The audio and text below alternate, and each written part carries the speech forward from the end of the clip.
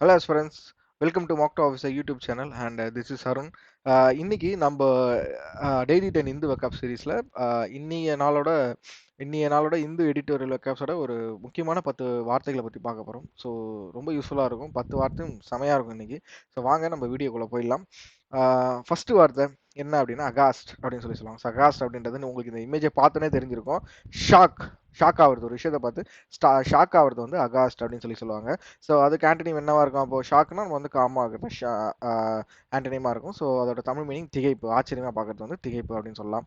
So அடுத்த வார்த்தை அப்படி என்ன அப்படின்னா அனாமலே அப்படின்னு சொல்றாங்க. ஸோ அனாமலே அப்படின்றது இர்ரெகுலாரிட்டி, ஒரு விஷயம் வந்து கரெக்டாக இல்லாமல், அதாவது அது ஒரு பொசிஷனில் இல்லாமல் மாறி இருக்கிறதோ, ஸோ எப்படி இருக்கணுமோ அப்படி இல்லாமல் மாறி இருக்கிறது வந்து அனாமலே அப்படின்னு சொல்லுவாங்க. சரியா? ஸோ அதோட சினானிம் இன்ரெகுலாரிட்டி, தமிழ் அர்த்தம் வந்து ஒழுங்கின்மை, அதாவது ஒழுங்கா இல்லாமல் இருக்கிற விஷயத்தை பற்றி பேசுறது. ஸோ அப்படின்னா ஆண்டனிம் என்ன? நாம். ஓகேவா? ஸோ இந்த வார்த்தையும் மைண்டில் கண்டிப்பாக நின்றும் அப்படின்னு நினைக்கிறேன்.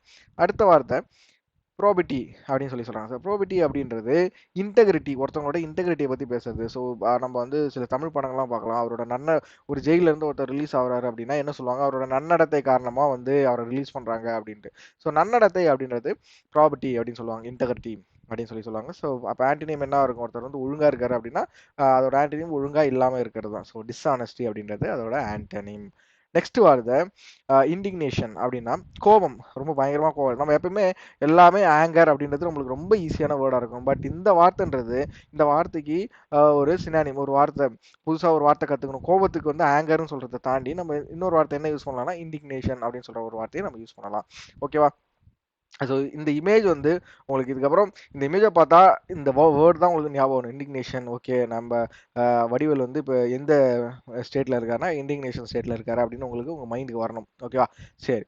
அடுத்த வார்த்தை என்ஷ்ரைன் அப்படின்னு சொல்கிறாங்க. ஸோ இந்த என்ஷ்ரைன் அப்படின்ற வார்த்தை ஒரு ஒரு சூப்பரான வார்த்தை. நான் இதை பற்றி தேடும்போது இந்த என்ஷ்ரைன் அப்படின்றது நான் நெட்டில் போட்டு சர்ச் பண்ணும்பொழுது ஒரே புத்திஸ்ட்டு, புத்தா, அந்த புத்தர் ரிலேட்டடாகவே நிறைய வந்தது. ஸோ என்னதான் இதோட மீனிங் என்னதான் இருக்கும் அப்படின்னு நான் பார்த்தேன். ரெவர்ட் அப்படின்னு இருக்குல்ல. ஸோ என்னதான் இருக்கும் அப்படின்னு பார்த்தா, ஸோ என்ஷ்ரைன் அப்படின்றது ஒரு விஷயம் இருக்கு. அதாவது ஒருத்தவங்களோட கல்ச்சராக இருக்கட்டும், இல்லை ஒரு ஐடியாவாக இருக்கட்டும். ஸோ எந்த ஒரு விஷயமா இருந்தாலுமே அதை ப்ரிசர்வ் பண்ணி கரெக்டான அதை வந்து பாதுகாக்கிறது தான் என்ஷ்ரைன் சொல்லுவாங்க. ஸோ ஸோ இப்போ வரைக்கும் அப்போ இப்போ இந்த என்ஷ்ரைன் போட்டோன்னே நம்மளுக்கு வந்து புத்திஸ்ட் தான் அதிகமாக வராங்க. அந்த கூகுளில் போய் சர்ச் பண்ணி, நீங்களும் போய் சர்ச் பண்ணி பாருங்க. ஸோ புத்திஸ்ட் இமேஜ்னு போட்டால் வரும். ஸோ இமேஜ் வந்து அந்த புத்தாவை பற்றி தான் வருது. ஓகே, ஸோ புத்த மதத்தில் வந்து அதிகமான விஷயங்கள், நல்ல விஷயங்கள் வந்து பொதிந்திருக்கு அப்படின்னு சொல்லாமல் இந்த வார்த்தையை யூஸ் பண்ணியே சொல்கிறாங்க. ஓகேவா? சரி. அடுத்த வார்த்தை இன்டியூஸ்மெண்ட் அப்படின்றது தூண்டுதல். ஸோ இன்டியூஸ்மெண்ட்டோட சினானிம் வந்து இன்சென்டிவ். ஸோ இது எப்படி நான் இது இந்த இடத்துல போட்டிருக்கேன்? நம்ம வந்து இப்போ எல்லாருமே ஆஃபீஸில் ஒர்க் பண்ணிட்டு இருப்போம். மேபி இப்போ தான் நிறைய பேர் வந்து படிக்க ஆரம்பிச்சிருப்போம், காலேஜெல்லாம் படிக்க ஆரம்பிச்சிருப்போம். பட் சில பேர் வந்து ஆஃபீஸில் வேலை பார்த்துட்டு இருப்போம். ஸோ அவங்களுக்குலாம் தெரியும். நம்மளுக்கு வந்து ஒரு இன்சென்டிவ் கொடுப்பாங்க. நீ எக்ஸ்ட்ரா ஒர்க் பண்ணுறேன்னு அவங்களுக்கு வந்து எக்ஸ்ட்ரா ஒரு 10 ரூபா போட்டு தரேன் சம்பளத்தில் அப்படின்னாங்க. ஸோ அதை தான் இன்டியூஸ்மெண்ட், நம்மளை வந்து தூண்டுறாங்க.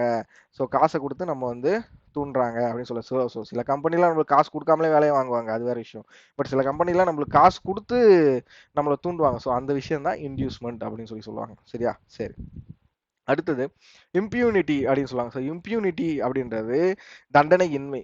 ஸோ இந்த வீடியோ ரெக்கார்ட் பண்ணும்பொழுது இந்த வார்த்தையை நான் இன்னைக்கு பார்த்தது வந்து ஒரு எதர்ச்சியான இந்த வார்த்தையை வந்து இன்னைக்கு வந்து கொடுத்துருந்தாங்க, இந்த எடிட்டோரியலில் கொடுத்துருந்தாங்க. பட் இன்னைக்கு பாண்டிச்சேரியில் நடக்கிற ஒரு விஷயத்துக்கு வந்து இந்த வார்த்தை வந்து ஆப்டாக இருக்கும். ஸோ என்ன பிரச்சனை அப்படின்னா, ஒரு 5th படிக்கிற ஒரு குழந்தைய வந்து ஒரு 4-5 பேர் சேர்ந்து ரேப் பண்ணி சாவடிச்சிட்டாங்க. ஸோ அவங்களுக்கு கடைசியில் என்ன ஆகும்? ஒரு 5 வருஷமோ 10 வருஷமோ கடுங்காவல் தண்டனை அப்படின்னு சொல்லிட்டு போட்டு அவங்களுக்கு வந்து வெளியே விட்டுருவாங்க. ஸோ அவங்களுக்கு யூஸ் பண்ணுற வேண்டிய தான் இம்யூனிட்டி. அவங்களுக்குலாம் வந்து எக்ஸம்ஷன் தான் கொடுப்பாங்க. அதுலேயும் ஒருத்தன் வந்து 19 வயசு பையன் ஒருத்தன் இருக்கான். ஸோ அவனுக்குலாம் கன்ஃபார்மாக எக்ஸம்ஷன் அப்படின்னு சொல்கிறாங்க. இல்லைனா வந்து இன்னும் கொஞ்சம் நாள் கழிச்சு அவனுக்கு 17-18 வயசுக்குள்ளே தான் இருக்குன்னு கூட சொல்லுவாங்க. அது நம்ம எதுவுமே சொல்ல முடியாது. ஸோ இம்யூனிட்டி அப்படின்ற வார்த்தை தண்டனை இன்மை, எக்ஸம்ஷன் அப்படின்னு சொல்லுவாங்க. சரியா? தண்டனை இன்மை அப்படின்னு சொல்லுவாங்க.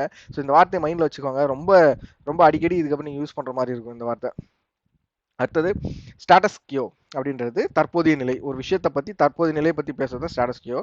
ஸோ இது வந்து மேக்ஸிமம் நிறைய பேர் தெரிஞ்சிருக்கும். பட் இன்னும் கொஞ்சம் பேர் தெரியாதவங்க இந்த வார்த்தையை தெரிஞ்சுக்கோங்க. ரொம்ப முக்கியமான வார்த்தை. அடுத்தது ஒரு ஃப்ரேஸ் கிராக்ஸ் தி வீப் அப்படின்றது டு ஓகேவா? இப்போ வந்து கிராக்ஸ் த வீப் அப்படின்னா அது ஒரு ஃப்ரேஸ். ஸோ அது அது எதை மீன் பண்ணுது அப்படின்னா, இப்போ வந்து நம்ம வந்து எக்ஸாமுக்கே படிச்சுட்டு இருக்கோம் சரியா? ஸோ எக்ஸாம் படிச்சுட்டு இருக்கோம். இப்போ எக்ஸாம் படிக்கணும் அப்படின்னா, நம்ம வந்து ஒரு விஷயத்துக்கு வந்து ஒபீடியன்ட்டா இருக்கணும். எதுக்கு? படிக்கணும். எல்லா எல்லா டாபிக்லயும் நம்ம ஸ்ட்ராங்கா இருக்கணும். சரியா? ஸோ எல்லா டாபிக் ஸ்ட்ராங் ஆகணும் அப்படின்னா, பேசிக் கத்துக்கணும். ஸோ பேசிக் வந்து அ ஸ்ட்ராங் ஆயிட்டு, அதுக்கப்புறம் நம்ம அதுல வந்து ஹார்ட் ஒர்க் பண்ணணும். சரியா? ஸோ அந்த விஷயத்துல ஹார்ட் ஒர்க் பண்ணணும். நம்மள நாமே நம்ம பிஹேவ் பண்ணிக்கணும். நம்மள நாமே பிஹேவ் பண்ணா தான் நம்ம வந்து அந்த எக்ஸாம் வந்து கிளியர் பண்ண முடியும். சரியா? ஸோ மோட்டிவேஷன் முக்கியமா? இல்ல கன்சிஸ்டன்சி முக்கியமா? அப்படின்னு கேட்டா, என்ன பொறுத்தவரைக்கும் கன்சிஸ்டன்சி தான் முக்கியம். ஸோ ஒரு வேலை செய்றீங்க, ஒரு வொர்க் பண்றீங்களோ, இல்லன்னா வந்து வேற ஏதோ பண்றீங்க, எக்ஸாம் படிக்கிறீங்களோ, டெய்லி ஏதோ ஒரு விஷயத்த படிச்சுக்கிட்டே வரணும். டெய்லி நீங்க அதுல எஃபோர்ட் போட்டுட்டே வரணும். ஸோ மோட்டிவேஷன்றது திடீர்னு பத்தின்னு எரியிற நெருப்பு மாரி இல்லாம, டெய்லியும் நின்னு நிதானமா எரியிற நெருப்பு மாரி இருங்க. ஓகேவா? ஸோ இது வந்து நான் ஒரு இன்ஸ்டாகிராம்ல ஒரு வீடியோல தான் பார்த்தேன். நல்லா இருந்தது. ஸோ உங்களுக்கும் சொல்றேன். அதுக்கு தான் இந்த வார்த்தை. கிராக்ஸ் தி வீப். நீங்க உங்களுக்கு நீங்களே இருக்கணும். நான் இன்னைக்கு இத படிக்கணும். நான் இன்னைக்கு இந்த டாபிக் முடிக்கணும். இத்தன டெஸ்ட் போட்டு பார்க்கணும்ன்றது உங்களுக்கு நீங்களே இருக்கணும். ஓகேவா? சரி. அடுத்த வார்த்தை லமெண்டிங் அப்படின்றது புலம்புறது தான் லமெண்டிங் அப்படின்னு சொல்றாங்க. ஸோ ஃபோன் பண்ணி நம்ம ஃப்ரெண்டு புலம்புவான். "ஏன்டா புலம்புற? நைட்டு 12 மணிக்கு ஏன்டா புலம்புற?" அப்படின்னு நம்ம சொல்லியிருப்போம். ஸோ காலேஜ் டைம்ல இல்ல ஒர்க்ல கூட நம்ம க்ளோஸான ஃப்ரெண்ட்ஸ் நம்மளுக்கு ஃபோன் பண்ணி புலம்புவாங்க. ஸோ அந்த வார்த்தைக்கு வந்து நம்ம லமெண்டிங் அப்படின்னுவாங்க. ஸோ லமெண்டிங் அப்படின்றது மௌனிங் அப்படின்னு சொல்லலாம். அடுத்தது அதோட தமிழ் அர்த்தம் வந்து புலம்புதல் அப்படின்னு சொல்றாங்க. சரியா? ஸோ இன்னைக்கு 10 வார்த்தை இதுதான். பயங்கரமா இருந்திருக்கும்னு நினைக்கிறேன். கண்டிப்பா 10 வார்த்தை. ஸோ கண்டிப்பா இந்த 10 வார்த்தையும் உங்க மைண்ட்ல கண்டிப்பா நின்றுருக்கும்னு நானும் நம்புறேன். நாளைக்கு இத மாரி ஒரு செஷன்ல கண்டிப்பா வந்து நான் வந்து பார்க்குறேன். இதுவரைக்கும் நம்மளோட யூடியூப் சேனல் நீங்க சப்ஸ்கிரைப் பண்ணல அப்படின்னா, சப்ஸ்கிரைப் பண்ணிடுங்க. பிளஸ் இந்த பிளேலிஸ்ட் அதாவது இந்த வெக்காஃப் பிளேலிஸ்ட்ட சேவ் பண்ணி வச்சுக்கோங்க. திங்கள்ல இருந்து வெள்ளி வரைக்கும் டெய்லியும் மேக்ஸிமம் நைட்டு 9 டூ 10 அதுக்குள்ள கண்டிப்பா இந்த வீடியோ வந்து அப்லோட் ஆயிடும். ஓகேவா? ஸோ டெய்லியுமே அப்லோட் பண்ணிடுவோம். அதேமாரி இந்த வெக்காப்ஸ் பிடிஎஃப் ஃப்ரீ பிடிஎஃப்பும் நம்மளோட டெலகிராம் சேனல்ல குடுத்துட்டுருக்கோம். ஸோ டெலகிராம் சேனலோட லிங்க் வந்து நம்ம யூடியூப் சேனல்லே டிஸ்கிரிப்ஷன்ல இருக்கு. ஸோ கண்டிப்பா ஜாயின் பண்ணிக்கோங்க. யூஸ்ஃபுல்லா இருக்கும். ஸோ இந்த பிடிஎஃப்பும் உங்களுக்கு யூஸ்ஃபுல்லா இருக்கும். அது மட்டும் இல்லாம நெறைய பிடிஎஃப் நம்ம ப்ரொவைட் பண்ணிட்டு வரோம். டெலகிராம் சேனல்ல ஜாயின் பண்ணிக்கோங்க. ஸோ அவ்வளோதான். அடுத்த வீடியோல பார்ப்போம். So thank you all. Good night. Bye.